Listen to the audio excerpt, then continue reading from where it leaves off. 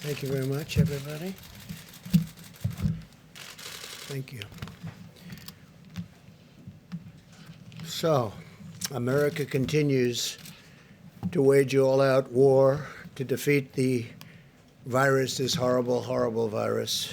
You see how terrible it is, especially when you look at the numbers from yesterday. And we explained why we're extending our nationwide guidelines to slow the spread for 30 days. Together, we have the power to save countless lives. We're attacking the virus on every front with social distancing, economic support for our workers, rapid medical intervention, and very serious innovation, and banning dangerous foreign travel that threatens the health of our people. And we did that early, far earlier than anyone would have thought, and way ahead of anybody else. In this time of need, I know that every American will do their patriotic duty and help us to achieve a total victory. As governments and nations focus on the coronavirus, there's a growing threat that cartels, criminals, terrorists, and other malign actors will try to exploit the situation for their own gain, and we must not let that happen. We will never let that happen. Today, the United States is launching enhanced counter-narcotics operations in the Western Hemisphere to protect the American people from the deadly scourge of illegal narcotics. We must not let the drug cartels exploit the pandemic to threaten American lives. In cooperation with the 22 partner nations, U.S. Southern Command will increase surveillance, disruption, and seizures of drug shipments and provide additional support for eradication efforts, which are going on right now at a record pace. We're deploying additional Navy destroyers, combat ships, aircraft and helicopters, Coast Guard cutters, and Air Force surveillance aircraft, doubling our capabilities in the region. Very importantly, our forces are fully equipped with personnel, protective equipment, and we've taken additional safety measures to ensure our troops remain healthy. Secretary Mark Esper, Attorney General Bill Barr, National Security Advisor Robert O'Brien will provide more details. In addition, I'm going to have General Milley, who's done an incredible job in so many ways, say a few words. And also with us, our Chief of Naval Operations, Admiral Gilday, who I think you know, and Commandant of the Coast Guard, Admiral Schultz. So I'm going to ask Mark to start, and then we can go. And after that, we're going to take questions as it pertains to this, and then we'll go on to phase 2, which is the virus itself. Okay? Thank you. Please, Mark. Well, thank you, Mr. President, and good afternoon, everyone. I appreciate the opportunity to be here today as we make this very important announcement. At a time when the nation and the Department of Defense are focused on protecting the American people from the spread of the coronavirus, we also remain vigilant to the many other threats our country faces. Today, at the President's direction, the Department of Defense, in close cooperation with our interagency partners, began enhanced counter-narcotics operations in the Eastern Pacific Ocean and the Caribbean Sea.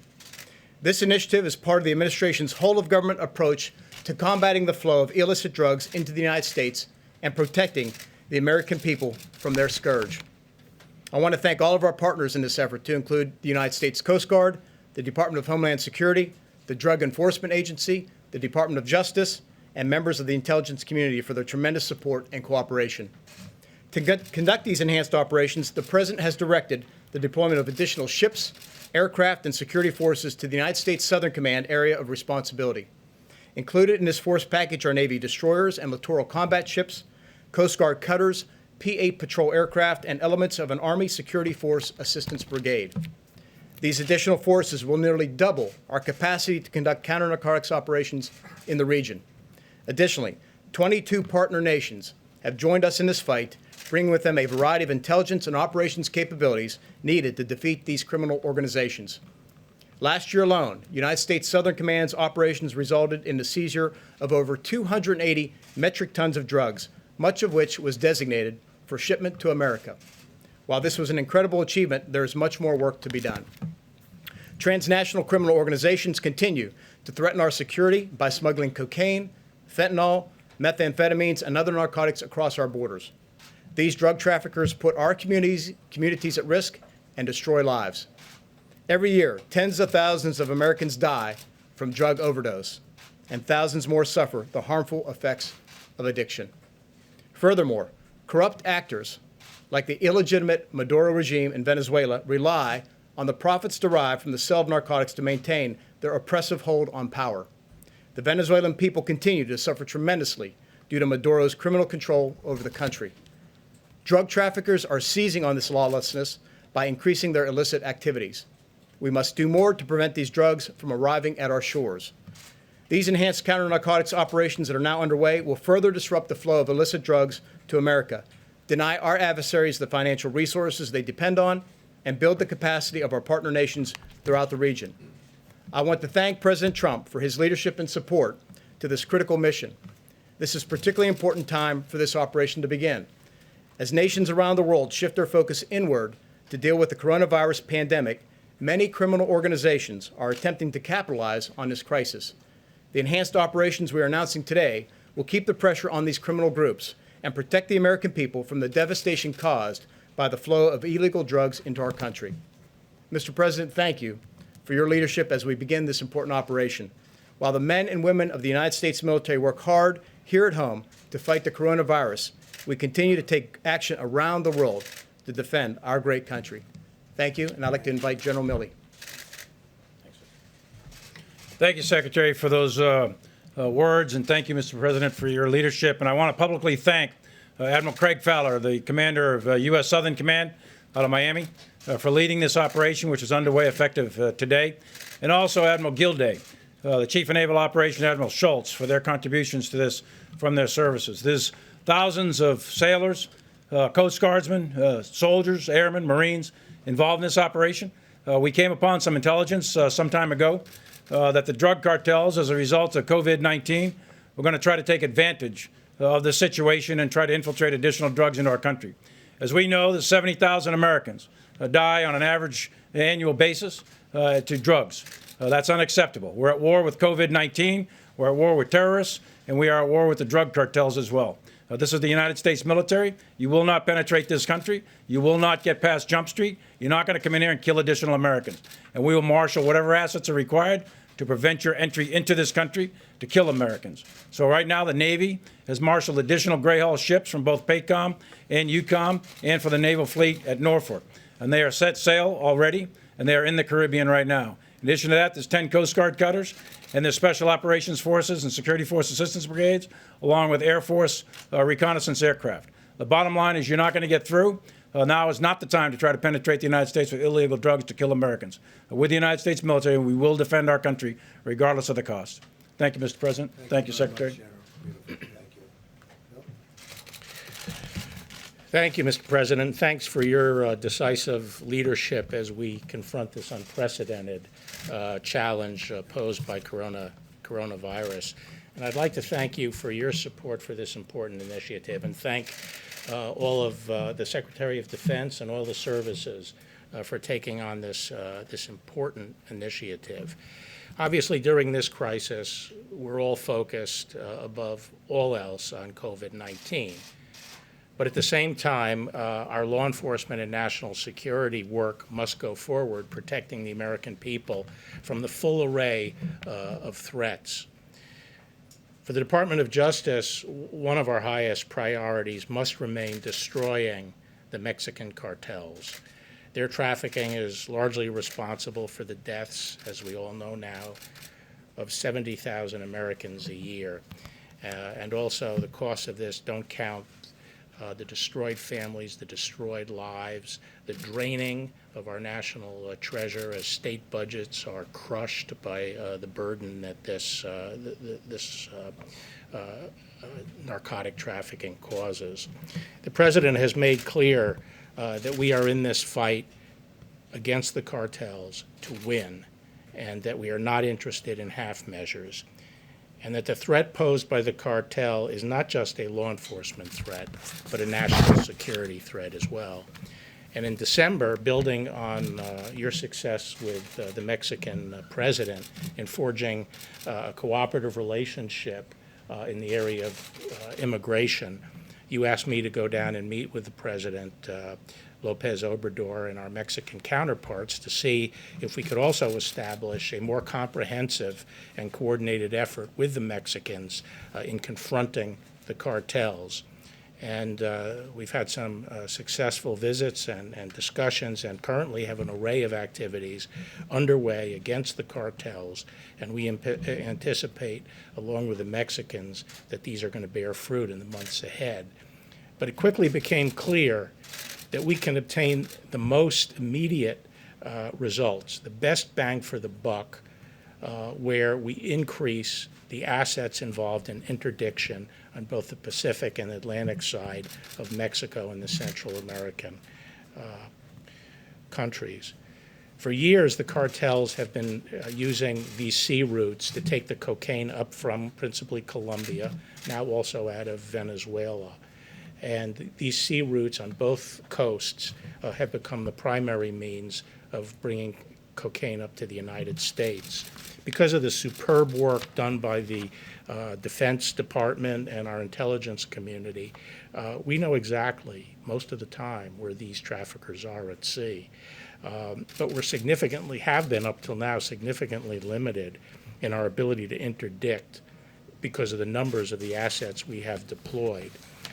Prior today, this limitation meant we could only intercept a fraction of the traffickers and the various boats that were detected. This will now double our capacity, and we are talking about hundreds of tons of cocaine now we're now in a position to seize. So this is going to radically improve our interdiction efforts and put tremendous pressure, we think, on the cartels. And the effort that Southcom is undertaking is going to save lives by taking drugs off the street. Last week, I announced the unsealing of charges of narco-terrorism, drug trafficking, and other crimes against the former Maduro regime, 16 members of that regime, and their involvement in trafficking of 250 metric tons a year.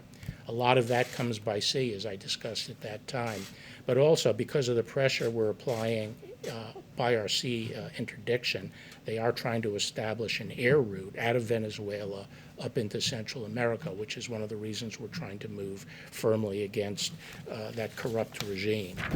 This drug war has gone on for many decades, and at times in the past, we've had great success and great results, and at times we've taken our eye off the ball. Fortunately, not in this administration, and I'm grateful that you, Mr. President, have brought focus to this fight and the determination to use whatever tools are necessary to win the fight. The cartels have to be defeated, both for the people of this country and for the people of Mexico and Venezuela. So I'd like to thank you again, Mr. President, Secretary Esper, for providing the wherewithal required to help win this war against the cartels and others who seek to send illicit drugs into our country. And with that, I'd like to introduce Ambassador O'Brien.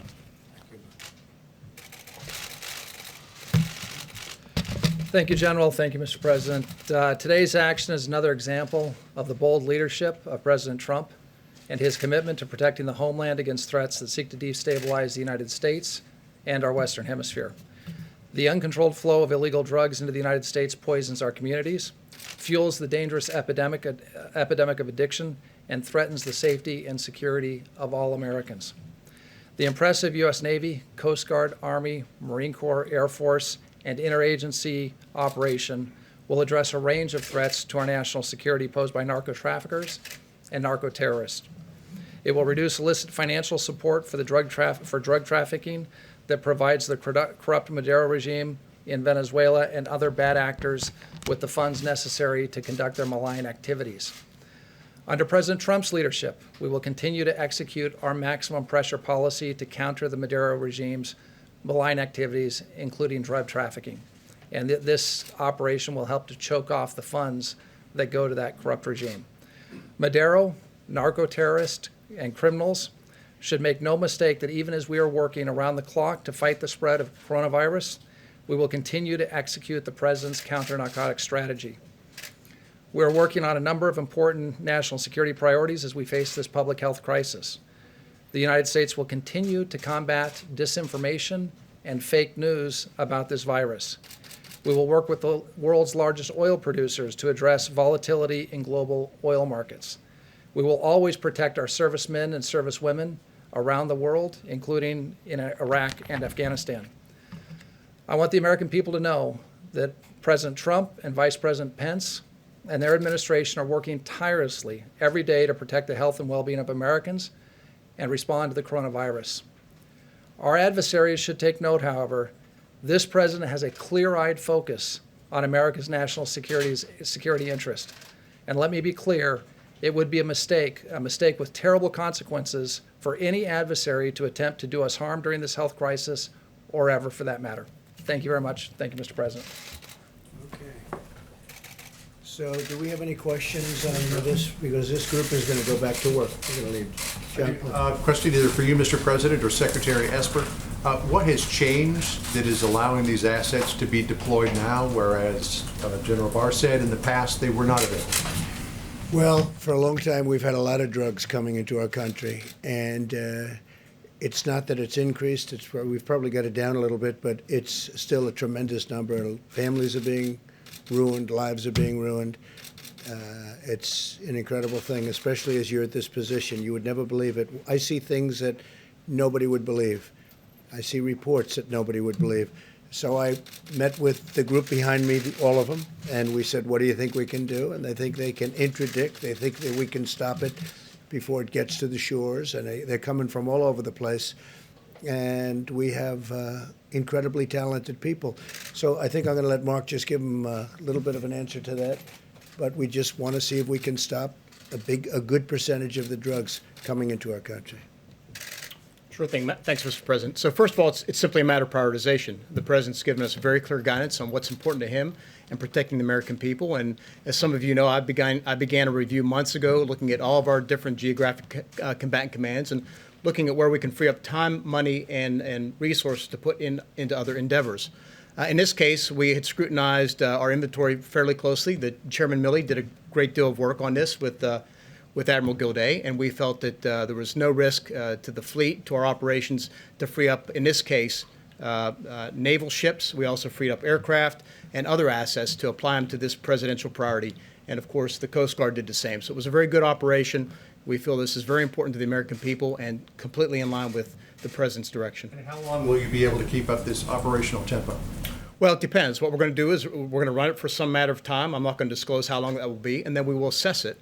And then we'll make adjustments from there. We may increase, we may decrease, we may sustain as is. But this will be an assessment we will do as an interagency team. We'll report back to the President, and we'll take further guidance from there.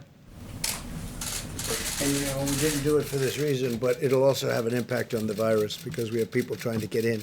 So not only drugs, but now we have a new phenomena, and that's at least for the next, hopefully, short period of time, the virus. So we'll be able to have an impact on that too, please. Yeah, Mr. President, could you expand on that a little bit because you tie it to COVID-19, saying that these drug cartels were taking advantage of the situation, of this pandemic. How exactly? Well, because we're focused on so many other parts of the country and even parts of the world. And all of a sudden, areas where we had it clamped down pretty tight. In fairness, you know, the wall is up to about 160 miles already. And any areas where we have that wall, it's for the most part contiguous. We have fill-ins, but we're up to 161 miles exactly. And any place where you have that wall, other than walking around it on the edges, it's stopping everybody cold. I mean, we're stopping. Nobody's seen anything like it. That's how good it works. And the other side knew it worked that well, everybody, because everybody was for it 5 years ago. All of a sudden, they changed. It's having a tremendous impact. But we are now focused on so many different things because of what's happened, because of this horrible, I say it's a horrible phenomena, that now we've got to focus on drugs. And the drugs come in from different methods, and we have the best people at sea anywhere in the world. So we'll have a tremendous impact on drugs. But one of the other things will also have an impact, we think, on the virus. Okay? Yeah, please. Ambassador O'Brien, did China underreport both the number of cases and the death toll from the coronavirus? And if that's the case, Mr. President, what does that mean for our relationship with China and your relationship with President Xi? Well, number one, I think the president has a great relationship with President Xi, and we'd like to have a great relationship with China. Unfortunately, we're just not in a position to confirm any of the numbers that are coming out of China. There's no way to confirm any of those numbers. There's lots of public reporting on whether the numbers are too low. You've got access to those reports that are coming out of Chinese social media and some of the few reporters that are left in China. We just have no way to confirm any of those numbers. Thank you. We really don't know. How do we know whether they underreported or reported however they report? But we had a great call the other night. We're working together on a lot of different things, including trade. They're buying a lot. They're spending a lot of money. They're giving it to our farmers. They're paying our farmers for the product. So, we're gonna continue that along. John, yeah? I have another one, sir. You tweeted earlier today that there was, you have uncovered intelligence that there is a sneak attack being planned against American troops, American assets in Iraq. Are we talking about Kataib Hezbollah again? Also, I don't want you're to say, saying, but we just have information that they were planning something, and it's very good information. It was led by Iran, not necessarily Iran, but by groups supported by Iran, but that to me is Iran. And we're just saying, don't do it. Don't do it. It'd be a very bad thing for them if they did it. the last time they did do it in early March at Camp Taji, there was a response from the military against Kataib Hezbollah and Kataib Hezbollah alone. Your That was a tweets, very powerful response, by the way. That response knocked out 5 different places, but it also took out a lot of very bad people. your tweets seem to suggest, though, that if it happens again, it may go up the food chain. Well, that was a very big response. We knocked out a lot. They hit one site, we hit 5 big ones and ammunition sites. You saw what happened. And I won't say how many people were killed, but some bad people were killed, and a lot of them. That was a big response. But this response will be bigger if they do something. Yeah, you had one, please. Yes, thank you, Mr. President.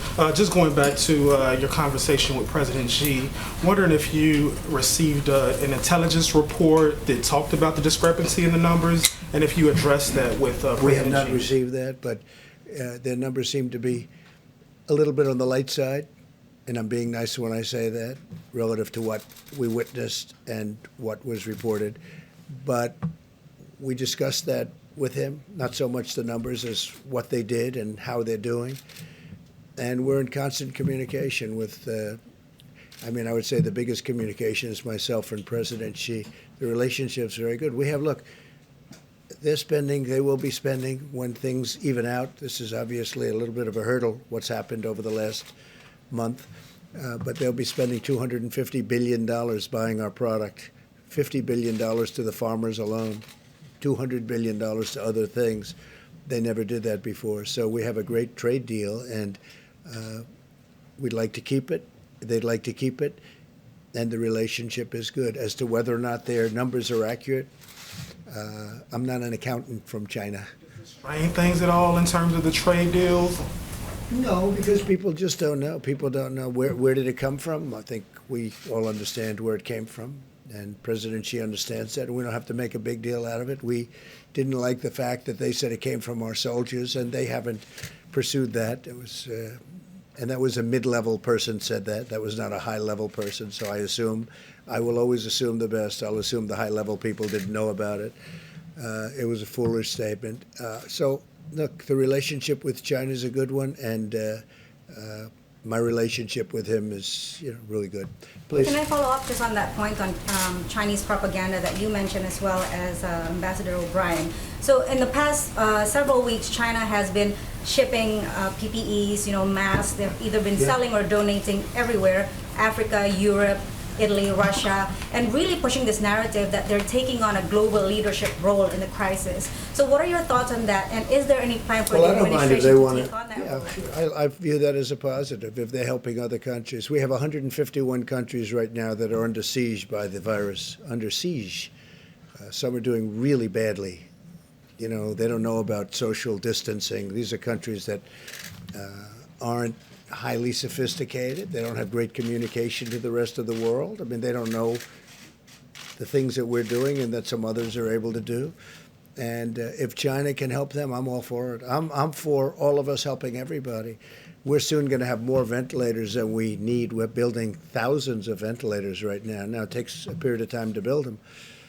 And again, nobody could have known a thing like this could happen. We're building thousands. We will fairly soon be at a point where we have far more than we can use, even after we stockpile for some future catastrophe, which we hope doesn't happen.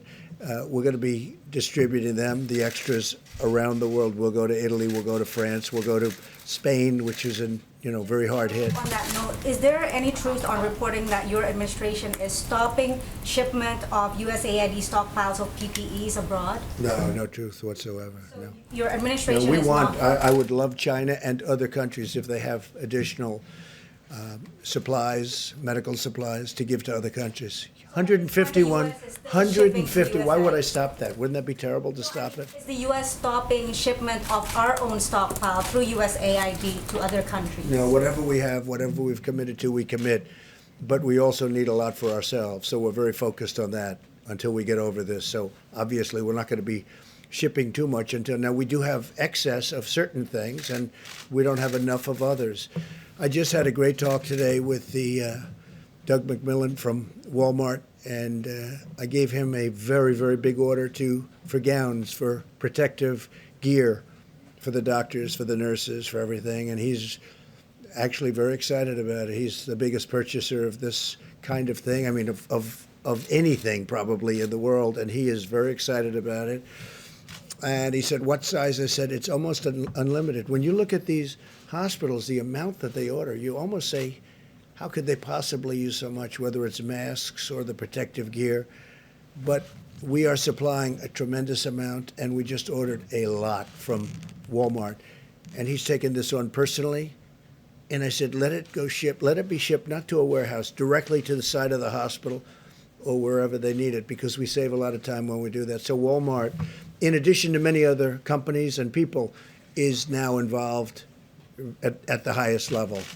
Please. The announcements that were made today are aimed at curbing the flow of narcotics into the country. Are you concerned that we're possibly losing ground on the drug crisis while we're... I don't think we're losing ground, but we don't want to lose ground. That's why we're doing it. I don't want to lose ground. It's a big fight. I've seen many families where they're wiped out because they lost a son or a daughter or a husband or a wife or whatever. We're all of them. And we don't want to lose ground. And we are heavily focused on the virus, very heavily focused. And with this, we have never, after this goes into effect, which essentially is now, we will never have been so focused on drugs coming into our country as we are right now. And remember, as that wall gets bigger, that really helps us a lot. Really helps us a lot. Yeah, please.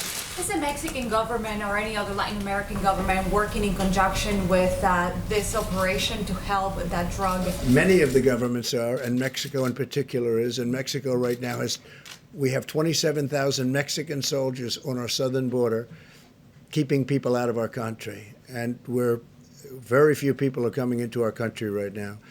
And as we complete, again, the wall, in addition to the 27,000 soldiers, it's a very tough place to come into. When I took over, people were coming in and they were bringing whatever they wanted. They were bringing drugs of any type, and now it's very hard for them, and it will get harder and harder. But the president of Mexico is a great guy who's really helped us a lot.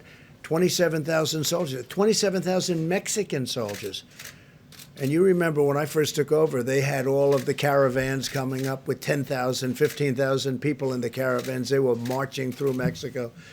That's not happening anymore. Please, in the back. Mr. President, are narco militants such as the FARC 57th Front out of Colombia or the Maduro regime, do you know if they're working in conjunction with the Mexican cartels? Is there any intelligence indicating that? I cannot tell you that. I know the answer to that. I believe I do, but I cannot tell you that. We have information that would lead us to believe something very powerfully, but I cannot tell you the answer to that. Yeah, please, Jeff. Mr. President, have U.S. forces in Iraq taken any precautions because of this particular attack? And have you... They're taking precautions, and we are watching it very closely. And if something bad happens, it's going to be very painful for the other side. Have you been in touch with the Iraqi government about this? They know about it, yeah. They know. Are they offering additional protection or Well, anything? we'll see what happens. But, you know, we're down to a small force now over the years. Since we've been bringing smaller and smaller. And we're down right now to a small number, but we have very powerful air power there. We have the big base, and which will, you know, I mean, nobody can get near it. And nobody can even get near that. But we've really largely left. You know, we've taken tremendous amounts out, and we've deployed them elsewhere, including bringing some back home. And do you think tweeting about it will help I prevent think that from it's not happening, or tweeting, it's perhaps called give them a social heads media. up? It's social media. It gets out. I have, you know, hundreds of millions of people. #1 on Facebook. Did you know I was #1 on Facebook? And I just found out I'm #1 on Facebook. I thought that was very nice, for whatever it means. No, it represents something. And when I can explain to people, just don't do it. You know, it's going to be bad if you do. It's going to be really bad. And they don't need to do it. They have enough problems. Iran has enough problems without doing that. But we've been pulling back very substantially over the last year in Iraq. And so, you know, that's the way it You is. said before you don't want to give the enemy, whoever that is in this case, a heads up. Do you feel like maybe you did? No, I'm just giving them a warning. It's not a heads up. I'm giving them a warning. There's a big difference. I'm saying if you do anything to hurt our troops, they're gonna pay a price. No, they did last time. You know, as per the question, they did last time. We didn't make a big deal out of it, but we hit very, very hard 5 massive, major ammunition sites, and a lot of people went with it. A lot of bad people, a lot of enemy went with it. And we didn't want to make a big deal out of it, but they paid a big price. They'll pay a much bigger price this time if they do anything. Now that we have Admiral Gilday here, perhaps we could ask a question about what the plans are for the Roosevelt, sir? Sure. In terms of Roosevelt, we're making great progress in terms of testing and also moving people off the ship. So in the past day or so, we've moved over 1,000. That number will increase to more than 2,700 by Friday as we continue to increase the testing as well and fly those samples off. So we're getting after it pretty quickly. And will the ship remain fully operational? It is fully operational now. And will remain so? It will remain so. Can I ask a follow-up to that? What protocols are you putting in place to help mitigate the spread of coronavirus among servicemen and women who live and work in close across the fleet, before we have any ships getting underway for training exercises, for deployments, they're spending those sailors are spending 14 days in quarantine before they get underway. We've increased the amount of testing equipment as well as physicians on board our ships at sea. So we've taken additional steps since the beginning of the COVID Not too crisis. many people are going to be getting off at various ports anymore, right? I think we probably have decided on that. You mean civilians? Thank you. No, military people. I want to add one. I'd like to add one thing to that. There seems to be this narrative out there that we should just shut down the entire United States military and address the problem that way. That's not feasible. We have a mission. Our mission is to protect the United States of America and our people. And so we live and work in cramped quarters, whether it's an aircraft carrier, a submarine, a tank, a bomber. It's the nature of our business. But the chain of command has very clear guidance, and I'm confident between the commanding officers and the senior non-commissioned officers that they're taking every reasonable precaution to make sure we practice as best we can social distancing, sanitizing environments, etc., consistent with that mission. And that's what I trust Admiral Gilday, Acting Secretary Motley, and all the other service chiefs and service leaders to do. And I'm confident we'll do that, because keep in mind, we have a job to do, and we will continue to do it, defend the United States of America.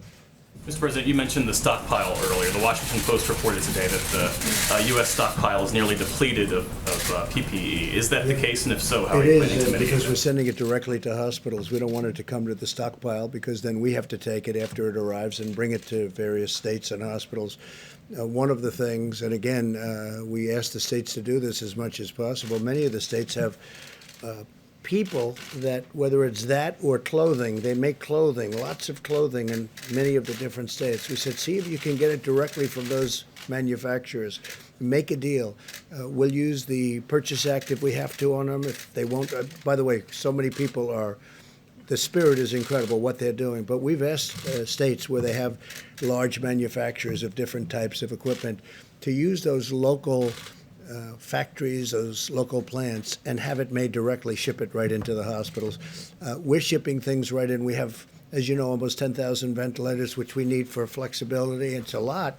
It sounds like a lot, but it's not, because as you see on the board from yesterday, as this scourge, as this plague, as this virus moves, it moves very fast. And we don't know yet whether we're going to need it in Louisiana, in New York, wherever it may be.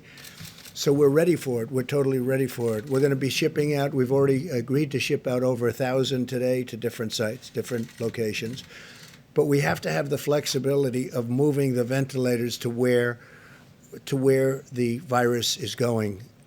And we'll be able to see that, we'll be able to see that from charts a couple of days in advance.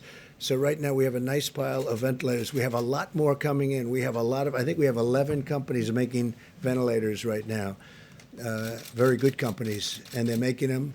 You know about Ford, you know about General Motors, but we have a lot of companies making the ventilators right now. So now the question is, when you make one, it doesn't get made in 15 minutes. It's not, a mask can go quickly. A ventilator takes time to build. It's very, very, as we discussed, it's complex, it's big, it's expensive, et cetera. But we'll be able to move. We have great flexibility, John. I was just going to say, sir, do you want to move on to solely coronavirus or stick with? Yeah, I think if does anybody have any other questions for this great group of brilliant people? Yes, please. Thank you, Mr. President. Question for Secretary Esper. Is the military personnel that's been fanned out across the country to help combat the virus, is there any chance that they're planning to see at some point have those military personnel treat or see COVID-19 patients? Well, excuse me. As you know, we have the hospital ships currently deployed, one in LA and one in New York City. So they could be treating patients as they come in. We're taking precautionary measures to screen them beforehand to make sure that they're not exposed, if you will. Same with the military hospitals that we are deploying, certainly again to New York, Seattle, and other places. But the one thing we got to be careful of is that these are deployable assets. They are unique. So if we want to retain the ability to deploy military doctors, expeditionary military hospitals around the country, we got to preserve and protect them as best we can. That said, we remain completely available to assist as need be, as directed by FEMA, as the Vice President and the President asks us. That's what we commit to do to the American people to help safeguard them and protect them through this virus. So as part of that, will they be seeing coronavirus patients, or will they strictly be seeing other patients and helping them? They could have called upon. I think the best use for them is based on their training and how they're structured and organized is for trauma.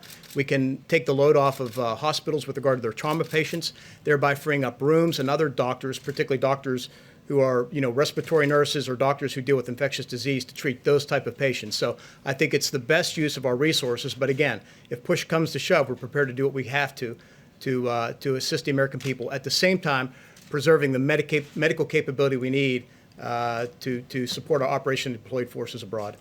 And we're looking at doing 2 additional brand-new hospital ships, because these ships have really, they've really struck a blow, very positive blow for what they're doing, going into Los Angeles, going into New York. So we're looking very seriously at building 2 additional ships of about the same size. Building 2 new ones or deploying 2? It'll either be, building, but we're looking at building either 2 new ones or doing the renovation of another large ship. But this has really worked out well, so probably 2 brand new ones. So Mr. President? Is this concerning the gentleman, or do you want them, you don't want them to get back to work and capture all those bad people? A follow-up, Mr. President, or ahead. Mr. Sure, Secretary. I know that Secretary Wilkie has said he's on standby waiting to hear if VA hospitals need to be opened, the doors need to be opened to civilians. True. Are you talking about that? Yes, Could we we are. see that happen? In How fact, soon certain could that hospitals, happen? yeah, it can move very quickly. He's a very capable man. We're ready to move very quickly. As an example, in Louisiana, they have a very big hospital, so we're looking to move very quickly if we need them. Hopefully we won't need them. Soon? We're going to find out pretty soon. We're only going to know at the time it happens. We prepare for the worst. We are preparing for the worst. Unfortunately, that's the way we have to look at it. Just to follow up on the purpose of these naval ships, you mentioned something about treating trauma patients, and I'm just curious, what about things like giving birth? Would mothers be expected New York, for Well, example. as I understand, included? they're not doing that on the ship. That's the one thing they're not doing outside of the COVID-19. They're not doing that. The birth of a baby not being done on the ships. Okay. Can I have a follow-up question with Attorney General Barr, please? This has to do with the visa restrictions on immigrant doctors. Is the administration considering easing the restrictions or waiving restrictions for doctors with J1 or H1B visas so they can help other doctors during this crisis? Actually, the immigration laws are no longer under the administration of the Department of Justice, and I haven't been participating in any of those discussions. What about you, Mr. President? Can you respond to that One question, more for Mr. this group President? back here. To Secretary Esper, the WHO, this is on the topic of coronavirus in Iran. The WHO confirms that Iran is vastly underreporting its coronavirus cases, not just cases, but fatalities. According to on-the-ground estimates, that might be as high as 15,500 deaths. 32 commanders in the military in Iran are now confirmed either in dire condition or dead. You have 8% of the parliament now down with coronavirus. So is Iran's soundings of aggressions today that President Trump just tweeted about, do you think strategically, is that a bluff on their part, or is this a sign of very clear desperation? Where are you strategically on that? Well, first and foremost, we empathize for the Iranian people. I mean, they clearly have been hit hard. As you know, I think the president's spoken about it, certainly Secretary Pompeo. We've offered assistance, we've offered medical supplies, et cetera. They have refused that. I think if the Iranian regime put more interest in terms of taking care of their people, in the context of this virus, they would be better served. Instead, the Iranian regime continues to want to spread its malign activities throughout the region. They want to continue to send out the Quds Force and others to cause problems throughout the region. We know that in one way, shape, or form, they're either resourcing, directing, approving, or whatever operations for Shia militia groups in Iraq that are targeting American forces. So I think at the end of the day, again, I feel deep concern for the Iranian people. The important thing is that the Iranian government should focus on them and stop this malign behavior that they've been conducting now for over 40 years. I think the entire region, and certainly the Iranian people, would be better off for it. And I happen to think they want to make a deal. They just don't know really how to start. And they've been given some bad advice by former Secretary Kerry, some very bad advice. And I really think they want to make a deal, which is the Logan Act, but would have to look at the Logan Act. All you have to do is take a look. I think they've been given very bad advice by Secretary Kerry. I think that they're dying to make a deal. Look, their country's in trouble. Their economics are shot. They've got a lot of bad things going. I think they'd like to make a deal. They can get it settled very quickly. No nuclear weapons. No nuclear weapons. They can't have nuclear weapons. It's very simple. Okay, let's let these folks get back to work. Is that okay? Thank you all very much.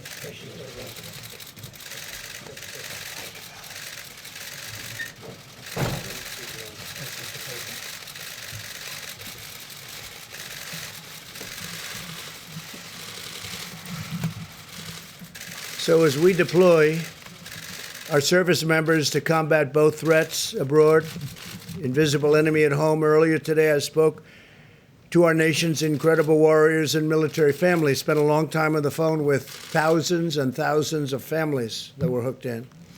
In order to stop the spread of the virus, some of these families have delayed planned moves to their next duty station.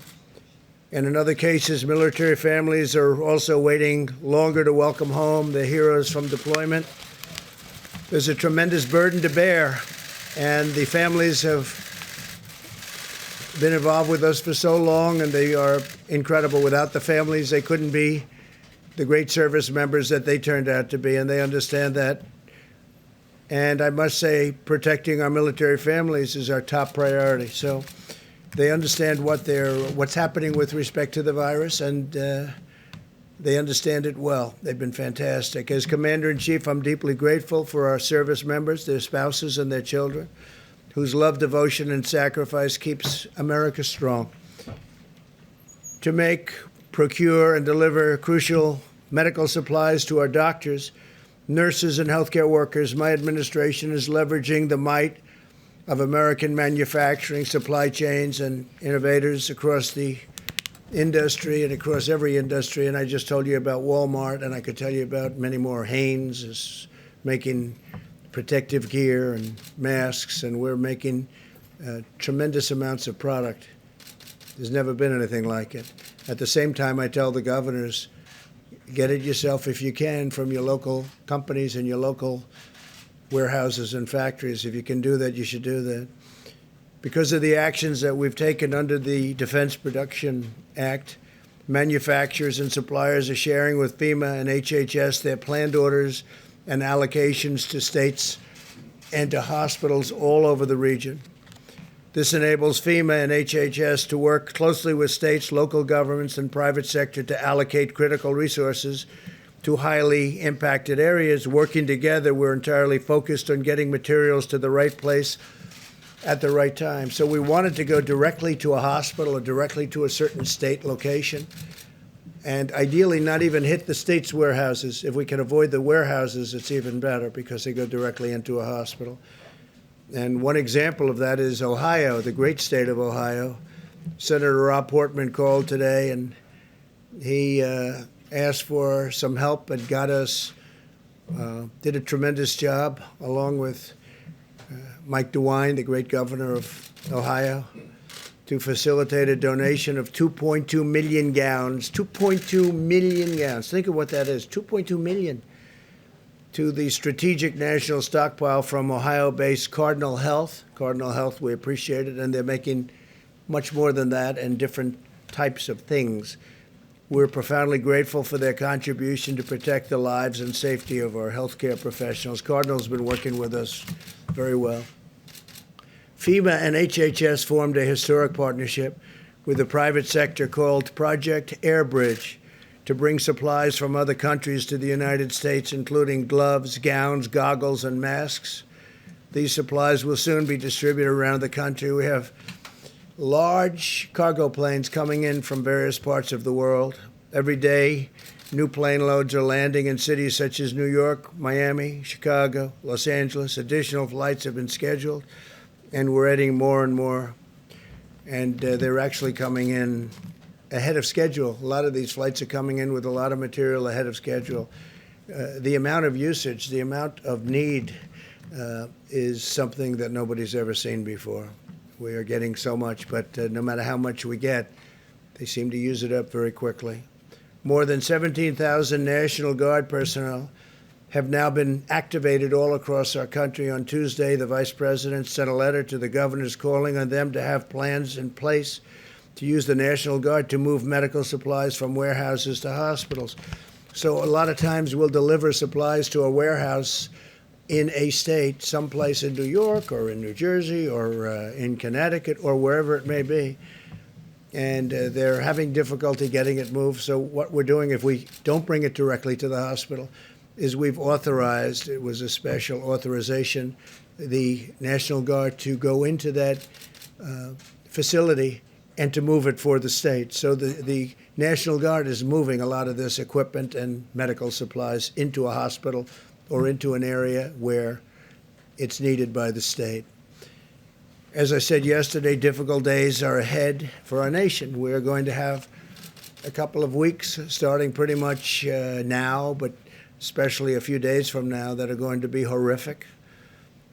But even in the most challenging of times, Americans do not despair. We do not give in to fear. We pull together, we persevere, and we overcome, and we win. This week, every American heart is joined with the people of New York as they continue to bear the brunt of the pandemic. To every New Yorker, please know that we are by your side. I love New York. And every day we will be with you. And it could very well be that others take over from New York. There are some areas, some hot spots in other states that are really exploding. Some, like Louisiana, were very late, and then all of a sudden it was like an explosion. In confronting this deadly plague, America is armed with capabilities never dreamed of in past centuries. You look at 1917, the pandemic, it was something, ravaged parts of this country, but ravaged Europe, ravaged. They say 75 to 100 million. Some people say 50 to 75 million people died. Think of that. And that was a long time ago, over 100 years ago. Many books written about the 1917, 1918 pandemic. Our doctors are poring over the virus genetic code, designing potential therapies and vaccines. Our planes are airlifting supplies from every corner of the earth. We're watching other countries, and they're watching us to see whether or not and who's going to be the first to come up with a cure or a remedy of some kind, or even a help, if it can help. And, of course, a vaccine. We're looking very strongly for a vaccine. Johnson & Johnson is doing well, and other companies are doing very well. But our most powerful asset, our greatest weapon in this effort, is the spirit of our people. And we want to keep away, keep a distance, keep away. If you don't get it, it solves a lot of problems. If you don't get it, and you can't get it if you keep the distance. American spirit is unyielding, unwavering, and unbreakable. It's incredible. I've never seen anything like it, the way the people have pulled together, the unity of this country. So together we're going to win this war, and the sooner we do, the sooner we can begin to rebuild, and we're ready to rebound and return to normal lives. We went from the best economy in the history of the world, the best economy that this country has ever seen, the best employment numbers we've ever had, 160 million people working, almost 160 million, to a point where the professionals came to me and they say, "Sir, you're going to have to shut the country down." I said, "What does that mean?"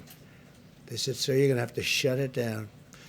And we're going to build it up, and I think we're going to build it up fast. I think we're going to have a tremendous rebound. There's a great energy and a great pent-up demand. And as you know, phase 3 was terrific, and phase 4, what passed in Congress, and phase 4, if that happens, will be great. I already proposed paying almost zero interest on bonds, and I proposed a $2 trillion infrastructure plan, which would not only fix our roads and highways and bridges and tunnels and other things, but will also do something very good. It's called jobs.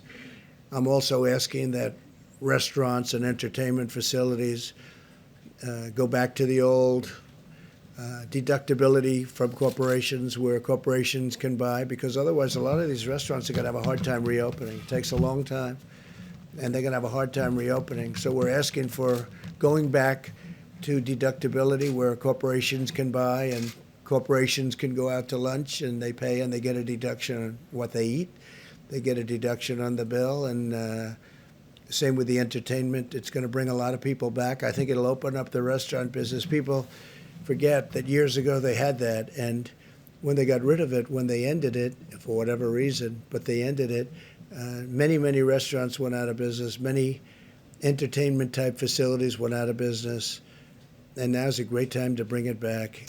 It was a terrible time for that business after they ended it, but this is a great time to bring it back. It'll keep our restaurants going. In fact, I think the restaurant business will be actually bigger and better than it is right now. So we're also talking about that.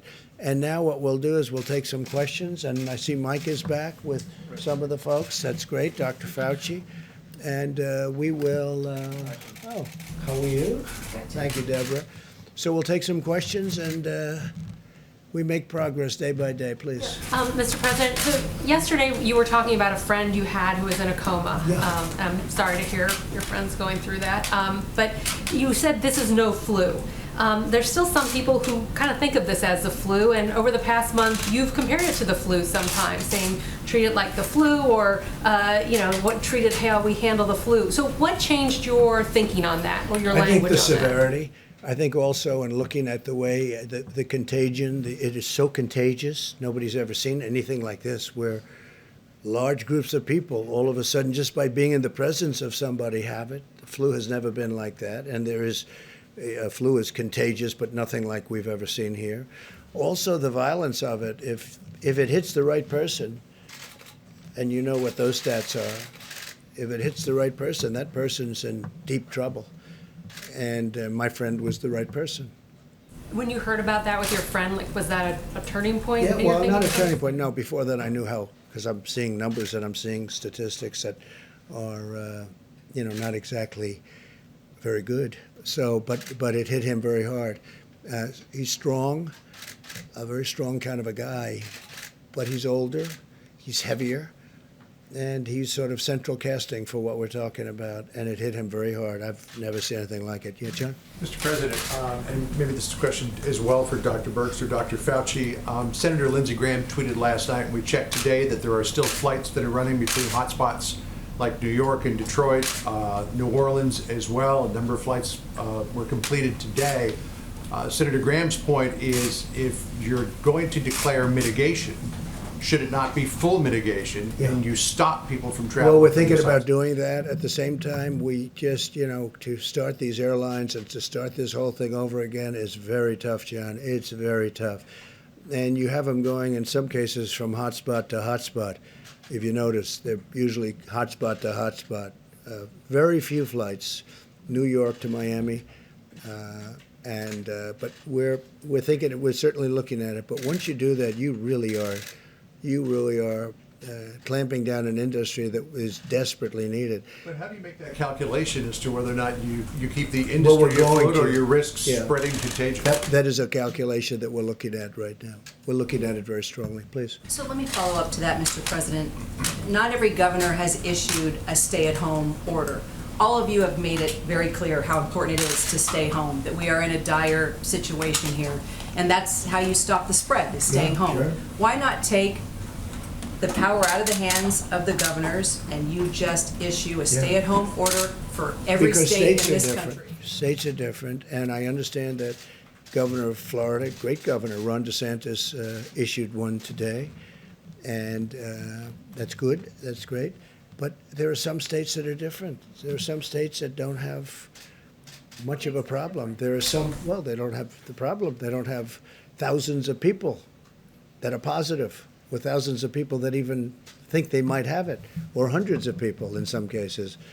So you have to look. You have to look at states. You have to give a little bit of flexibility. I mean, if a state in the Midwest, or if Alaska, as an example, doesn't have a problem, it's awfully tough to say, close it down. So we have to have a little bit of flexibility. Look, we're helping governors. We're really here to help governors. They're the front line of attack. And that includes in purchasing, by the way. We're here and we're backing them up. And there's never been a backup like we've given them. We've given them billions of dollars worth of things, medical supplies and ventilators, thousands and thousands of ventilators. We have thousands under construction right now. We have thousands ready to go in case they need it. There's never been anything like this. I mean, they've done really, the people have done incredibly. We're building hospitals all over the country. We're building hospitals right now at a rate that has never even been contemplated before. They're mobile hospitals, but they're really not mobile. I mean, they're incredible structures. But we're building many hospitals. Louisiana, New Jersey, New York, we just finished a massive hospital complex. And we also have medical centers built in New York. I mean, we're building hospitals at the rate that this country has never done before. And hopefully it's all going to work out. Follow up on defense, sir. It's Mr. President. I just want to make sure we're clear on the planes. Are you looking at just curtailing routes between certain hotspots, or is it broadly around? Well, we're looking at the whole thing, because we're getting into a position now where we want to do that. We have to do that, and so we're looking at the whole thing. Yes. So, and we may have some recommendations. My second question on economics, just with oil prices are very low. Yeah. The Saudis have increased production. I know that you've spoken about liking low oil prices, but then there's also the industry aspect. It's like from 1950, these oil prices, and that's when they had big dollars, big beautiful dollars. So do you advocate cuts? Do you advocate cuts to production? Do you?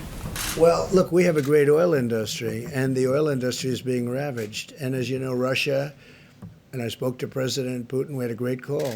Russia, Saudi Arabia, I spoke with the Crown Prince, so we had a great call. But I think that they will work it out over the next few days. If you ask me, I think it's too simple not to be able to. They both know what they have to do. So I think I have confidence in both that they'll be able to work it out. But it's it has ravaged an industry worldwide, not here. I mean, worldwide, the oil industry has been ravaged. So there was a lot of oil production to start off with, and then on top of it, it got hit with the virus, and business went down 35, 40%. So that business is a tough one. And, you know, they have ships all over the sea. I told you yesterday, all over the sea, massive tankers that they're using for storage. They go out and they just sit there. There's no place to go. They have massive amounts. Now, gasoline's going to be 99 cents a gallon and less. You know that. That's already starting. It's popping up, 99 cents. So that's like giving a massive tax cut to people of our country. When we try and get the airlines going, if fuel is costing much less, it helps with getting the airlines, which is always a tough business, always has been a tough business. But with that being said, look, I want to get that industry back where it was. We were doing records in that industry also. We want to get it back to where it was. So I think that Saudi Arabia, Russia, they're negotiating, they're talking, and I think they'll come up with something. I'm going to meet with the oil companies on Friday. I'm going to meet with independent oil producers also on Friday or Saturday, maybe Sunday. But we're having a lot of meetings on it. I think I know what to do to solve it. But if they're unable to solve it, then I think I know what to do to solve it. Or can you give us a glimpse we of what won't you're mention doing? it now, but it's tough. I think I know what to do to solve it. We don't want to lose our great oil companies. You know, we're the #1 producer of oil in the world. And a month ago when you said that, it was great. Today when you say it, it's not so meaningful. But I do believe there's a way that can be solved, or pretty well solved, and I'd rather not do that. I think that Russia and Saudi Arabia at some point are going to make a deal in the not-too-distant future, because it's very bad for Russia. It's very bad for Saudi Arabia. It's very bad. I mean, it's bad for both, so I think they're going to make a deal. You know, the free market is a wonderful thing. It's amazing how it can work, but I think they're going to make a deal, yeah. Yeah, please, Isabel. Mr. President, a couple of questions, one for you, one for Mr. Wolf, if possible. Over 5 million immigrants in this country do pay taxes through their IT numbers, yet they will not receive any money in their stimulus package, and no undocumented immigrant will receive any aid from the government during this crisis. How do you suppose they survive during the COVID-19? Well, you know, you're saying undocumented, meaning they came in illegally. And a lot of people would say we have a lot of citizens right now that won't be working. So what are you going to do? It's a tough thing. It's a very sad question, I must be honest with you. But they came in illegally. And we have a lot of people that are citizens of our country that won't be able to have jobs. Now, I do think once we get rid of the virus, I think we're going to have a boom economy. I think it's going to go up rather quickly, maybe very quickly, and maybe slowly. But it's going to go up, and it'll all come back. And I think it's actually going to come back stronger than what it was because of the stimulus. But it's a really sad situation, and we are working on it. I will tell you, I'm not going to give you a hard and fast answer because I just want to tell you it's something I think about, and it's something we're working on. Please. Mr. Wolf? Go ahead. Thanks, Mr. President. A question for Dr. Fauci. Looking beyond when we're on the other side of this curve, are we looking at living with some sort of social distancing guidelines essentially until there's treatment or a vaccine? For example, people looking forward to the summer talk about, going to baseball games, going to concerts. We have political conventions over the summer. Are things like that possible or safe without a vaccine or a treatment in place? Yeah, I think if we get to the part of the curve that Dr. Birx showed yesterday, when it goes down to essentially no new cases, no deaths at a period of time, I think it makes sense that you're going to have to relax social distancing. The one thing we hopefully would have in place, and I believe we will have in place, is a much more robust system to be able to identify someone who's infected, isolate them, and then do contact tracing. Because if you have a really good program of containment that prevents you from ever having to get into mitigation, we're in mitigation right now. That's what the social and physical distancing is. The ultimate solution to a virus that might keep coming back would be a vaccine. In fact, I was on the weekly conference call with the WHO-sponsored group of all the health leaders in the world who are dealing with this. And we all came to the agreement that we may have cycling with another season. We'll be much better prepared. We likely will have interventions. But the ultimate game changer in this will be a vaccine, the same way a vaccine for other diseases that were scourges in the past that now we don't even worry about. And Tony, how are they doing with the vaccine stuff? I mean, the vaccine is, as I said, it's on target. We're still in phase 1. There were 3 doses that we had to test. We've been through the first 2 doses. We're on the highest dose now. When we get that data, it'll take a few months to get the data to feel confident to go to the phase 2. And then a few months from now, we'll be in phase 2. And I think we're right on target for the year to a year and a half. And if you don't mind me asking, you and Dr. Birx, have either of you received threats of any kind, or have you been given a security detail, given that you've been out here every day on camera speaking? Well, I mean, anything that has to do with security detail, I'd have to have you refer that question to the Inspector General of HHS rather than my answer that. Can I follow up on testing? He doesn't Dr. need Fauci? security. Everybody loves him. Can I follow up on testing, Says that Dr. they'd be in Fauci? big trouble if they ever attack. You know, he was a great basketball player. Did anybody know that? He was a little on the short side for the NBA, but he was talented. He won a game. I read the story. He won a game that was unwinnable against a great team. And his whole team said, we can't beat this team. And he went in and they won the game, right? That was a couple of years ago. But A few years ago. the head never changes. The attitude never changes. Could I ask Dr. Fauci? Yes, please. Because I know he loves being up behind the podium. He so does. much. Like pulling teeth, like going to the dentist. I don't want to hit you with everything that's coming along, but a lot of people who are watching television today heard from a researcher named Dr. Jacob Granville, who's come up with a potential antibody therapy that he has given to USAMRIID. Just wanted to know if you know anything about this, what you might be able to tell people at home about it who've seen it. You know, John, I don't know specifically this individual what they're doing, but I can tell you there's a lot of activity that is centered around a passive transfer of antibodies in the form of convalescent plasma. One, the number is to get immune globulin that you precipitate out of the plasma, and another is monoclonal antibody. It's based on the same principle of if you have a protective antibody, passive transfer of that could provide not only protection prophylactically, but also treatment. This is an old concept. In fact, immunology was born decades and decades and decades ago with the concept of giving passive transfer of serum to an individual to protect them from an infection. So I wouldn't be surprised if he and a number of other people are pursuing this. It's the right thing to do. Can I follow up on antibody testing, please, Dr. Fauci? At what point can we as a country expect there to be a widespread antibody testing so we know exactly what we're dealing with here, as well as other questions such as, when can people who are deemed to be healthy donate blood, for example? Okay, so when you talk about antibody testing, there are a couple of things that you want to do. You want to find out if someone has been infected and whether or not they're going to ultimately wind up being protected. Antibody testing right now is not the first thing on our priority.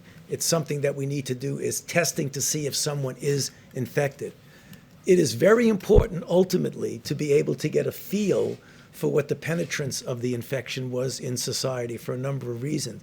You get a better feel of what the impact has been, but also you get a better feel of what the herd immunity would be. So I can foresee in the future that when we get the facility, which we'll have for sure, I mean, ultimately you can get a test that could do this reasonably easy, and do the kind of what we call serosurveillance study. This is very analogous that Dr. Birx and I were talking about that a lot. And that is back in the day when she and I were both doing the HIV/AIDS issues back when we first discovered the virus in '83 and we had an antibody test in 1985. We found out by serial surveillance, representative in different populations, that we were dealing with the tip of the iceberg when we saw individuals who were the ones who actually got infected. It gave us a really good feel for how many people were infected, how many are doing well, and how many are getting ill. I foresee that we'll have that same sort of information, which will be important information. But right now, that's not our immediate problem. Not your priority, but can you give a sense of whether it will happen this year? Let me just follow up with that, because I think As I discussed before, I just want to thank all the epidemiologists and the scientists out there who worked with us over the last 4 weeks on models. They really, many came forward and really supported us. Right now, we're in talks with a whole series of universities. We have the most brilliant scientists in the world in our universities in state after state. Some of them public health universities, some of them basic science. All of them have received NIH grants for HIV or other development of assays in the past. I've talked to a lot of them over the last few days to really ask them to develop these simple ELISA tests that could be used rapidly in their healthcare centers, because immediately it's easy to do. We've all developed ELISAs. So in a day or two after development, they could screen their entire hospital. I think that would be very reassuring to the healthcare workers who have been on the front line. We worry about them every day. And so I've really called on every university and every state to develop ELISAs. You can buy the antigens and the controls online and really work to test entire healthcare communities in your states and support them that way. At the same time, we worked in sub-Saharan Africa on what we call dried blood spots. So we're looking at, could you use that in a community while we work on the point of care test, where you just dot blood onto this paper, and then they can go into the lab and be analyzed. That would allow us to look in nursing homes and other long-term care facilities immediately. And then finally, we've reached out to the developers of the rapid test, the ones who developed it for malaria, the ones that developed them for HIV. It's exactly the same concept and process, to ask them to rapidly develop these tests, because I think we owe it to the frontline healthcare providers, not only to provide them RNA tests, but many of them have been on the front line now for 4 weeks, may have become exposed. We now know they're asymptomatic. And I think really being able to tell them the peace of mind that would come from knowing you already were infected, you have the antibody, you're safe from reinfection 99.9% of the time. And so this, I think, would be very reassuring to our frontline healthcare workers. And our universities can do that by Friday. So I'm putting that challenge out to them to really work on that and do that. That's what we did in the early days. We had ELISAs up and running within days of having the antigen. And so this is what's really possible. So we're not waiting. We're asking for help now. Potentially, this could happen soon, even within this month, if people It could take up happen that soon, challenge? within this month, if the universities help us, absolutely. Dr. Burke, Mr. President, on Florida, Governor DeSantis says that he spoke with you before issuing his He stay-at-home did, order. spoke to me this morning. He has some loopholes in that for... That I don't know, he spoke to me this morning. He For knows what he's religious doing. events, for example, Very good large governor. religious groups can meet together. Now, that doesn't really agree. Who can? Religious groups, I like didn't churches speak to him can meet. about it, but he did speak to me this morning, we talked about it. Please. Full mitigation, sir. Does that go against your model? Because that's not full I mitigation. don't know, I'd have to look at what he did. Back to the healthcare workers on the front lines, following up with Dr. Birx as well. Hazard pay. You have said you have wanted that for the healthcare workers on the front lines. I know Secretary Mnuchin has mentioned something about that possibly in I like the it. fourth level of the stimulus I package. like it. But can you make it happen now? Do we have to wait for a fourth stimulus? Well, I think it's something we're discussing in terms of bonus or bonus pay. It doesn't have to be called hazard pay, it could be called, hey, look, I watch those people go into hospitals that I know. I talked about one of them, right? But I watch them walk into those hospitals, and they walk in men, women, young, middle-aged, not so many older ones. And I watch them, they're almost like, and I think I take the word almost out, they're like warriors. They're going in. People are cheering. Where there's a building across the street, the people are screaming, they're clapping, they're like heroes. The Empire State Building. No, I right will up the tell you, top. I think it's incredible. They're like warriors. They're like soldiers. And we're gonna be doing something for them. So whether it's bonus, because, you know, we're hopefully going to be over this relatively quickly. It's going to be vicious for a period of time. But hopefully we're going to be over this. You have a lot of questions today. Look at you. You know this young lady behind you? Never met her before in my life. We're practicing social distancing. That's good. That's a good idea. Makes our marriage strong. That's good for a marriage, right? There are a lot of people who are worried about getting sick, and do they end up in a hospital? People who are uninsured, and will they be crushed by medical bills? You were considering last month already in March, reopening the healthcare.gov exchanges. There has been a determination not to do that. Could you tell us what the rationale was behind that Okay, you decision might- and what Yeah. you have as an alternative? Okay, they took that up under the task force, and maybe, Mike, you want to say a few words about it? Well, thank you, Mr. President. And what I can tell you is that the President has made a priority from the outset of our task force work. Make sure every American knows that they can have a coronavirus and they don't have to worry about the cost. We were very inspired as well because of the President's engagement with the leading health insurance companies in the country that now, so far, 2 of the top health insurance companies in America have announced that they're not only willing to waive copays on testing, and now testing is fully covered because of the bill the President signed for every American, but also that these 2 insurance companies have waived copays on all coronavirus treatment. And I can assure you that as Congress and the President and the administration begin to discuss the next piece of legislation, we're going to make sure that Americans have those costs compensated and covered. Our priority right now is ensuring that every American takes the 30 days to slow the spread to heart. The best thing we can do for one another, for our family's health, for the most vulnerable among us, is practice those mitigation strategies that the President outlined yesterday for the next 30 days. We're dealing with testing to make sure that every American can have a test that needs one. We're dealing with supplies, and we're making great progress in building personal protective equipment and ensuring that ventilators are available, particularly for the communities most impacted. But the American people can be confident that as we move into this, we're going to make sure that our healthcare workers are properly compensated for their extraordinary and courageous work.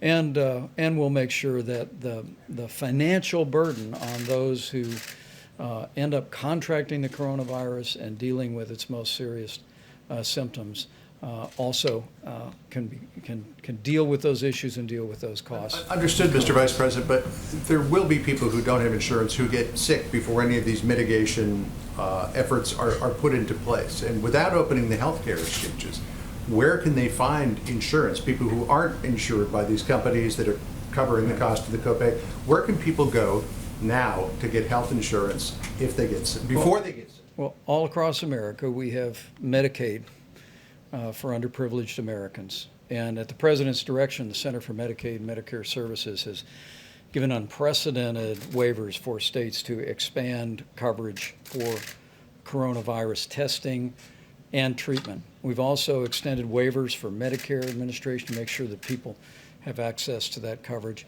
But we're going to continue to bring opportunities to the President. The traditional systems of Medicaid in particular for the uninsured in America. Could you expand that to cover middle-class people? Well, I think what we're seeing health insurance companies do today, John, is really inspiring.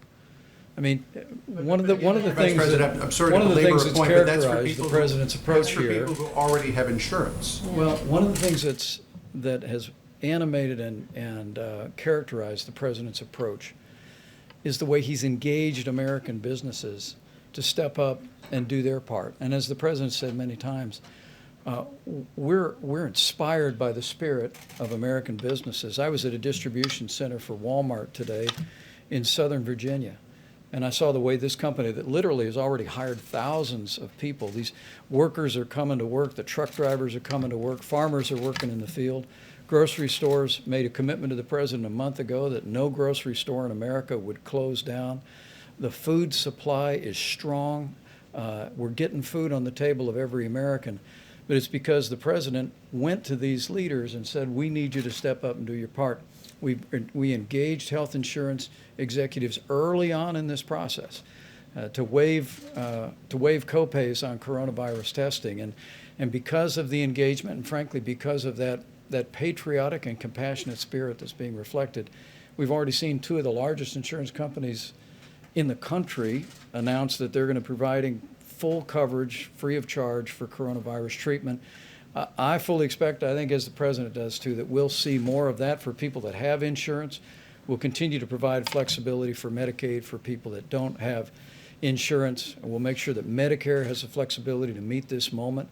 For seniors, when we remember that seniors with underlying health conditions are the most vulnerable to serious outcomes from the coronavirus, but we'll get through this using the full weight of the federal government and the full strength of the American economy. John, I think it's a very fair question, though, and it's something we're really going to look at because it doesn't seem fair.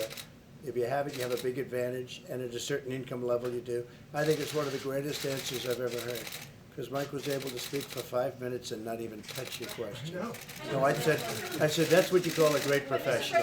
But let me just tell you, you really are. It's really a fair question, and it's something we're looking at. Well, I think I mean, just in terms of a fair question, I always endeavor to ask fair questions, but this is a huge worry for people in this country who are in that donut hole.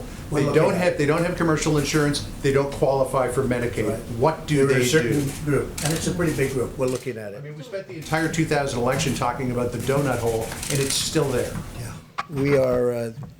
I haven't been up there yet, though. You know, the other people have been talking about it. No, I mean, and they haven't spoken. This was 20 years ago we were talking about it. But they're talking about it. They're talking about it. I know, but they're talking about it in the 2020 election too, and nobody's gotten to it. Nobody's talked about it at all. Mr. President? I think we will. Yeah, I think we're going to get to it. I think we're going to get to it. I don't think the other group will get to it. They haven't even spoken about it, and it's a big group of people. Are you committing that there's No, I'm not something you're committing, gonna but it's do something for we're the going to look at. uninsured I can't for- commit. I have to get approval from it. I have a thing called Congress, but it's something we're going to look at, and we have been looking at it. In Go the, ahead. you mentioned in this congressional bill, the sort of phase 4, you would like to see something. If there is a put in phase there. 4, but we're certainly looking at certain things. We want to help restaurants, entertainment. We want to help because it's jobs, not that restaurants, it's jobs, tremendous amounts of jobs. So we're looking at that. We're looking at infrastructure. I mean, we think of it. We will have spent $8 trillion, and, you know, it's way back. We're way pulled back, but we will have spent $8 trillion in the Middle East, and yet our roads are in bad shape, our bridges, our tunnels, bad shape, and we're going to be the talk of the world again soon. But we want $2 trillion. We will have spent in the Middle East, and all we got out of it was death and cost. But all we got out of it was death. Millions of people. You have to look at the other side, too. Millions and millions of people killed. Our great soldiers, thousands killed, so many wounded, hurt. And yet when we want to go and fix a road someplace, we want to do what we want to do in our country. No, it's time that we spend money on our country. That's what we're going to do. It's time that we start spending on our roads and our bridges and our schools and all of the things that we're supposed to be spending on. And people are finally getting used to it. And you could look at all of what we've done in the Middle East, way back in so many different places, way back in other countries too, by the way.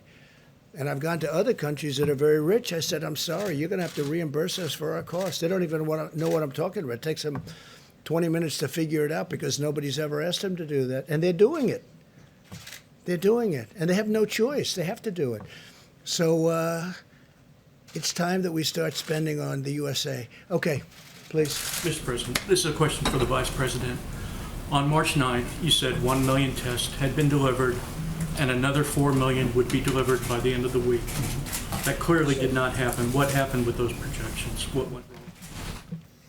Well, I think the test kits were delivered, according to HHS, but the difference is between receiving a test and the ability to rapidly produce a result of that test. And frankly, because of the public-private partnership that the President initiated now more than a month ago with our massive commercial laboratories across the country, our team was reported today that we're now doing more than 100,000 tests a day. More than 1.2 million tests have been performed. States have established drive-through sites all across the country. In fact, states have been so successful with the community-based and drive-through testing that we're working to transition over completely all of the federal work on drive-through testing and have the states completely manage that process. So you're saying 4 million tests were delivered by the end of that week? HHS was very busy from early in the year delivering test kits around the country. But the difference was, as the president said many times, we had an antiquated system where a state laboratory or CDC only had the capacity to process 40 to 60 tests a day. Now with the commercial labs, literally those labs are processing tens of thousands of tests every day. And so while we're continuing to distribute test kits around the country, now because of the partnership with companies like Roche and Quest and LabCorp, the American people are seeing the results of those tests more rapidly than at any point in the past, and we expect that will continue to expand. But the exciting news this weekend about Abbott Laboratories having a 15-minute test approved is going to put us in a position, we believe, down the road to get to where Dr. Fauci and Dr. Birx want us to be for many of the states that don't yet have significant outbreak. There's some 19 states where we don't have significant outbreak, but we want to be doing the kind of surveillance testing in those states that will allow us early on to identify people with the coronavirus, do what the experts call contact tracing, and ensure that in that state we don't have an outbreak of the coronavirus. So, in many countries all over the world want to know whether or not they can use, especially our new test that was just developed by Abbott, which is almost instantaneous, which is going to be great. And remember this: the word is we inherited bad tests. We really inherited bad tests. These are horrible tests, and it was broken. It was all broken, and we fixed it. And we're doing millions of tests. Sometimes we send out a test and it's not used. In many cases, it wasn't used. But we've worked with the states, and the testing has been pretty amazing, especially considering the fact that we inherited a very broken system. Jeff? Mr. President, just to follow up on something you said before, are you considering a temporary ban on all domestic flights? I am looking at hotspots. I am looking where flights are going into hotspots. Some of those flights I didn't like from the beginning, but closing up every single flight on every single airline, that's a very, very, very rough decision. But we are thinking about hotspots where you go from spot to spot, both hot, and we'll let you know fairly soon. And what about rail travel? A similar thing. We have trains going back and forth, and people don't think of trains, but we do a lot of transportation business. It's a very big decision to do that. And we're pretty late in the process from the standpoint that this is starting. You're going to start seeing, I think, over the next couple of weeks, you're going to start to see us hit a top and start coming down. So we'll make those decisions. Those are very, very big decisions from the standpoint of the future of our country, in a way, in the future of our country. We have to get our country back. We have to start moving again. We have to start working again. They're doing tests on airlines, very strong tests for getting on, getting off. They're doing tests on trains, getting on, getting off. But when you start closing up entire transportation systems and then opening them up, that's a very tough thing to do. There continues to be a lot of public confusion about the use of masks. What is the The White reuse. I love the sterilization of the masks. So, Ohio company, you can sterilize the N95. You can sterilize that mask for up to 20 times. Think of that, up to 20 times. We're throwing them out, and they're very expensive masks. They're throwing them out, and I kept saying, one of the first questions I asked to Dr. Fauci, I said, "Why aren't they sterilized or cleaning the mask?" Because I didn't, was it my thing exactly when we first heard about this? Nobody else knew it either. And now we have a company, and I guess a number of companies, one in Ohio, a great one, that makes equipment where you can sterilize a mask up to 20 times, which is fantastic. What Okay. about you or me? What about the public? Should we be wearing masks out? We've heard lots of different recommendations. I don't believe, look, there's a big thing, a lot of people don't like it. Some people don't like it because you're taking it away from the medical professionals. Some people don't like it for other reasons. I don't see where it hurts. And it doesn't have to be a mask. It can be a scarf. Scarf is highly recommended by the professionals. I don't see where it hurts. I think, frankly, if people wanted to do it, we don't want to do anything that's going to take masks, you're talking about a tremendous amount of masks when you do that. We don't want to take them away from our medical professionals, but I certainly don't see it hurting. But what I do see people doing now is using scarves. And I think in a certain way, depending on the fabric, I think in a certain way a scarf is better. It's actually better. Mr. President. Yeah, please, you didn't get, go ahead. Thank you, Mr. President. I wanted to ask you about social distancing and how it applies to religious organizations. Yeah. Some churches, as you know, have continued to hold services, even though you have advised people that they need to practice social distancing. There was a pastor of a mega church in Florida over the weekend who held services that were attended by several hundred people. So my question to you is, should pastors be holding services in the middle of this pandemic? And even if they do, should Americans be going to church? Well, my biggest disappointment is that churches can't meet in a time of need. You know, this is really a great time for churches to be together, for people to get together on a Sunday or whenever, any day and meet. And yet, if you do that, if you do it close, you're really giving this invisible enemy a very big advantage. So it's the biggest, I think the single biggest disappointment is you can't, one of the reasons I said, wouldn't it be great just to pick a date as, you know, I called it aspirational, an aspirational date would be Easter. And I will tell you, it's very, very disappointing. But again, you get too close, and if somebody's sick, you're going to probably catch it. So you have to be very careful. Did they catch it?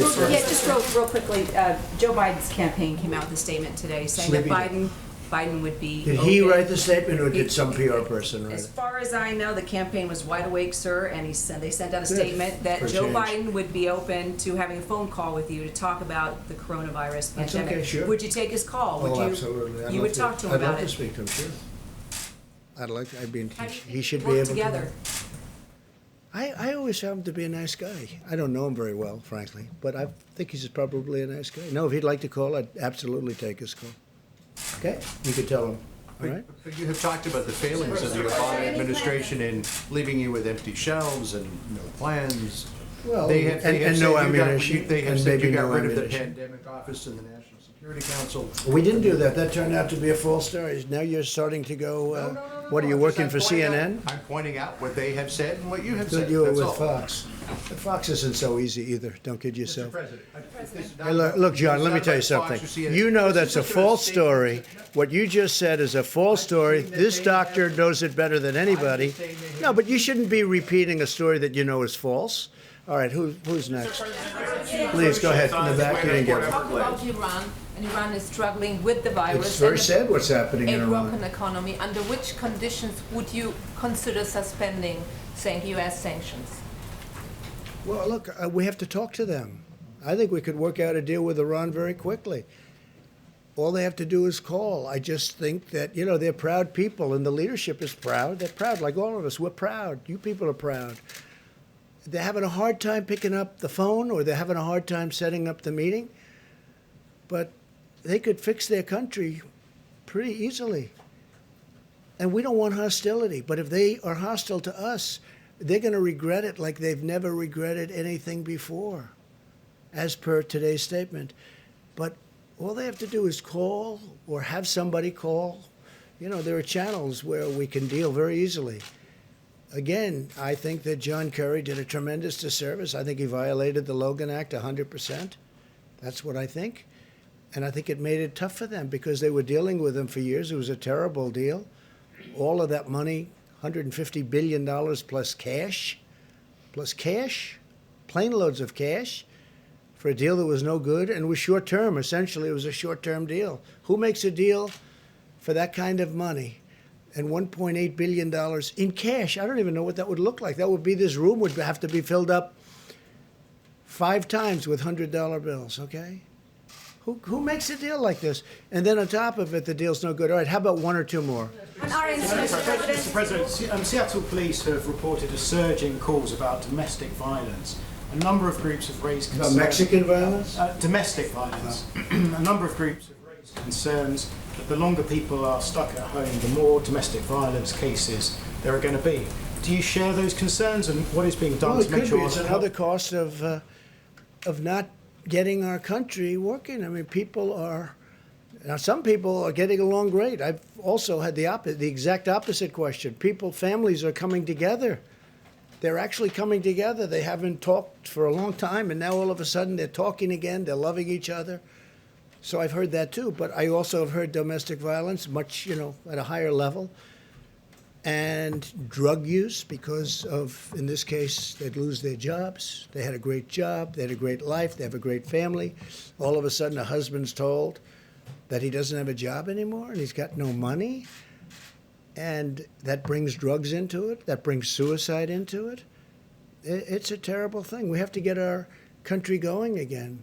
We did the right thing. We had no choice. We did the right thing. Other countries tried to use the herd or the herd mentality. It's just, something that doesn't work. If you look at, just to say, I heard Sweden gave it a shot and they saw things that were really frightening and they went immediately to shutting down the country. We did the right thing and we did it early. We did it early and we stopped other people from coming into our country early. But no, that's a cost. I've been talking about that. People say, what are you talking about? But you'll have that. You'll have domestic violence. You'll have violence. You'll have suicide. You'll have drug addiction. A lot of people are going to be lost. We want to get this open as soon as we can. I'll be the happiest person. So will you, everyone in this room. Happy when we get the word that this is the time and we have our common sense and they'll give me a decision or they'll be making certain statements, and I think I'll know how to interpret those statements very well. I'll be with Mike. I'll be with the task force. I'll be with a lot of very talented people, including the two people on stage with us. But I look forward. That'll be a great day. That'll be a great day. All right. How about one more, please? Can I ask a question of Mr. Wolf? Can I ask a question for Sure. Secretary Wolf? Check. What is the current contingency plan in ICE detention centers where cases of COVID-19 are already popping up? Some people have been released. Is there a contingency plan, and would you release the most vulnerable people like children and the elder? Well, ICE looks at, on a case-by-case basis, even well before COVID, on looking at certain detention facilities and determining on a case-by-case basis if they do need to release individuals. And when we do that, we often put them on alternatives to detention as well.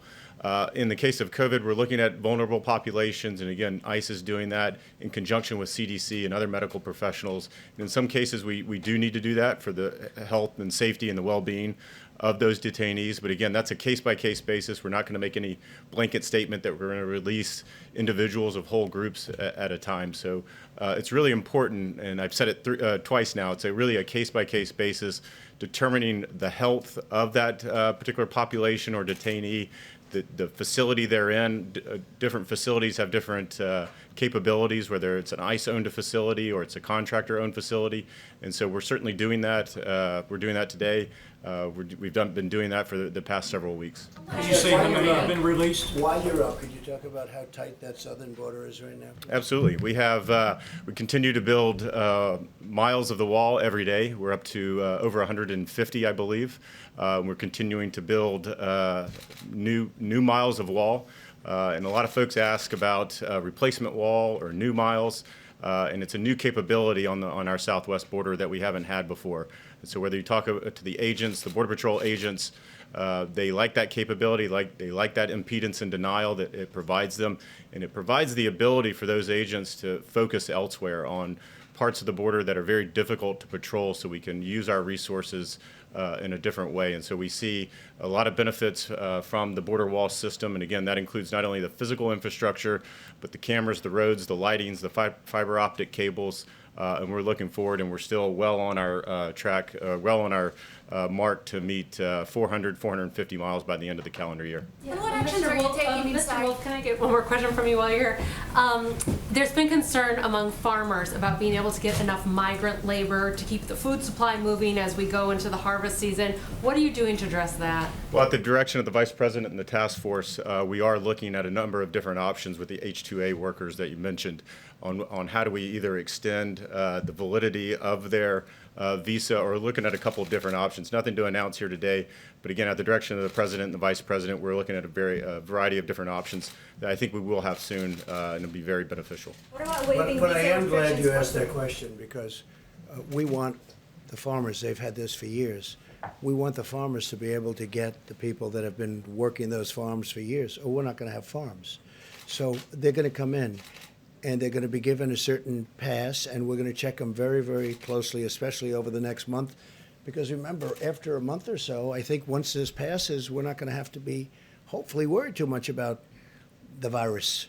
But we want them to come in. We're not closing the border so that we can't get any of those people to come in. They've been there for years and years, and I've given the commitment to the farmers they're going to continue to come, or we're not going to have any farmers.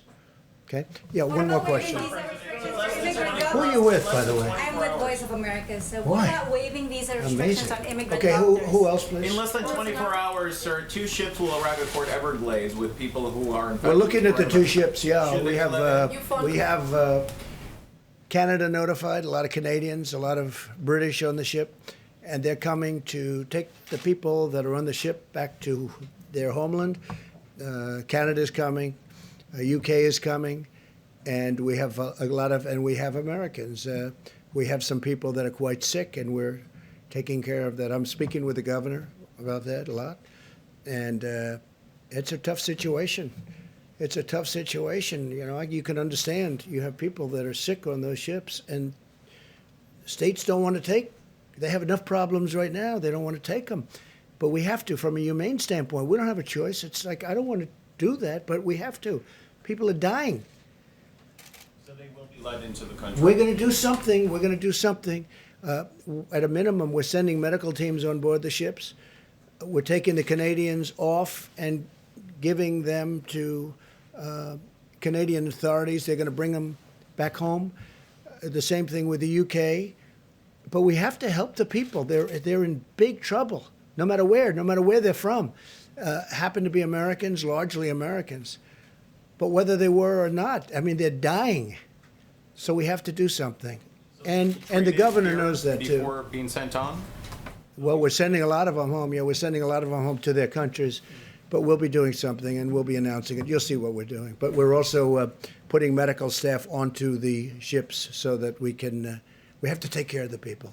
Mr. President. At the risk of getting chewed out again? No, you won't. Mr. President, the IRS is requiring people who don't normally file income tax to file a simple income tax return in order to get their $1,200 check.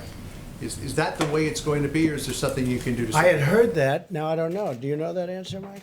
IRS issued some guidance. Yeah. It sounds like it. It's I mean, not in the we'll bill, get, but it's we can get IRS. back. Yeah, it's a process that they're working on. We'll get back to you as soon as we find out. All right, one more, please. Mr. President, you spoke with President Bolsonaro of Brazil today. I did. at I spoke least to him, According yes. to Twitter. He's great. He's a great guy, and he's doing a wonderful job. Still From meeting Brazil. with his Spoke to him supporters, this morning. talking to them. So what And is your just a assessment? very complimentary call. He's working very hard. He's got a problem with the virus, got a big problem, and he's. We talked about it today at length. We had a call this morning, and Brazil is shut down, as you know. They weren't going to shut it down, but they had to. So Brazil is shut down. The world is shut down. Nobody's ever seen anything like this. The entire world is shut down. You go from having the most powerful economy in the world and from other countries that are doing well to being everything is shut down. It's very sad, but we're going to get it going, and we're going to be stronger than ever. I really believe that. We're going to be stronger. We're going to have a big bounce, a very big bounce when this is gone. And I just want to thank the American people. I want to thank these great professionals, and I want to thank the media, because really, for the most part, the media has been very fair. Thank you very much, everybody. Thank you, Mr. President.